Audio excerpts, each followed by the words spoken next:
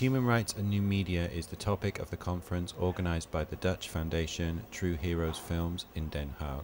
During 2 days, human rights defenders and media specialists shared their experiences during several workshops. Because recent years have seen interesting developments in new media, civil society organizations are using them as a tool to show the world what is going on. Weja Al-Waida organized a media campaign by uploading a video on YouTube. The video shows Weja driving a car in her home country, where strict guardianship laws do not allow a woman to drive a car. Saudi Arabia is a very close society. People don't get connected very easily, especially women. Women are not allowed to drive cars. We are the only country in the whole world where women cannot really do anything or achieve anything without getting permission from a man. The last time women drove car was 17 years ago. 17 years ago, a group of women, about 40 women, took cars and drove in Riyadh, the capital city.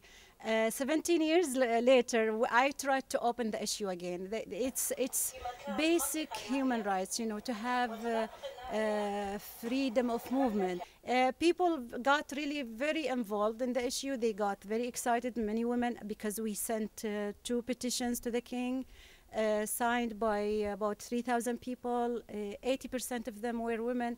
So women were hoping at that time that this thing will, you know, that dream will come true. But I still have a feeling this year maybe it's going to happen. I am a writer in general, but I've been banned for 7 years now. But I think pictures and movies make a big difference, more than articles. And in Saudi Arabia, people, they don't really promote reading much, even though some of them are very intellectuals, but the majority, they look for videos and pictures mostly.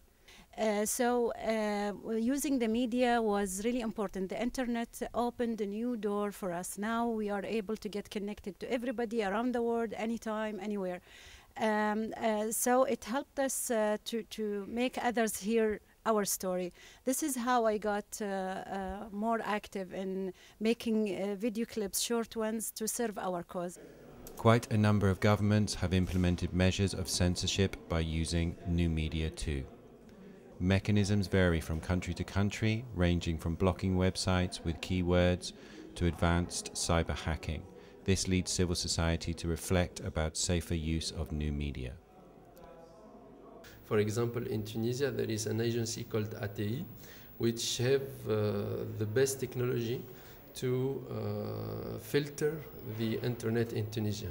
And one of the action that we should take here as people understanding how it works is to target companies like in Europe, like Cisco, or like other companies that gives the Tunisian the technology to do that. As I know, the Tunisian government has employed the best engineer in Tunisia, the best IT engineer in Tunisia. Some of them were my friend in the school, and they set it up a large panel of mechanism of censoring the information. I mean, for example, today you can every citizen have the ability to go on Facebook, but you may have the profile of human rights defender not working, but the profile of the friend of that human rights defender who deals with other things than human rights questions is open for the Tunisians. So they really work on a very fine tuning of that censorship. Does new media give a voice to the voiceless? One of the several workshops was facilitated by Sam Gregory. So I work for Witness, which is a human rights organization, and its focus is on how to empower grassroots human rights defenders to use video and related technologies for human rights work. So that means everything from the technical side, though in fact many people know how to film now, but more importantly, what do you do with that footage? How do you make sure that it gets in front of the right person? And that could be anyone from, you know, a human rights body at a national or international level, but it could also be about how do you get it out on YouTube or spaces like that so that it's seen by your supporters, picked up by the media. So our focus is on that strategic use of video for change.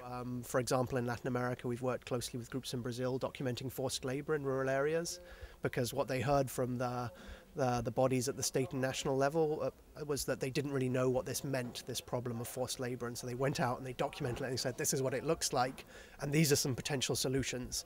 And again, I think, you know, often what you have is this capacity with video not only to show graphic material, but also to bring like voices directly to people. So someone who is directly affected can speak directly to an audience they would never have the opportunity to reach in person.